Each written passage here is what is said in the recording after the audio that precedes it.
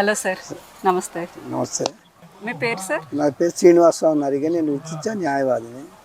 Okay sir. మీరు ఏ ప్రాంతం నుంచి నేను వచ్చారు? పాల్వంచ భద్రాద్రి కొత్తగూడెం జిల్లా తెలంగాణ నుంచి వచ్చాను. ఎక్కడి నుంచి నేను మెడిసిన్ చేస్తారు? 2003 నుంచి నేను ధ్యాన ప్రచారం అంటూ ఆ చుట్టుపక్కల గ్రామాలు మొత్తం అన్ని తిరుక్కుంటూ మేము మొత్తం చాలామంది ఉన్నాం. మేము మొత్తం ఒక బృందంలాగా ఏర్పడి సహకారం గురించి పత్రిజీ గారు ఏ విధంగా అయితే మనకు నేర్పించారో, మీరు పిరమిడ్లు కట్టండి, సహకారంలో ఉండండి, అదేవిధంగా ధ్యానం చేయండి అని మేము పత్రిజీ గారు ఏదైతే చెప్పారో దాన్ని తూచా తప్పకుండా ఆ యొక్క గ్రామాలు మొత్తం మేము తిరిగి చేస్తూనే ఉంటాము.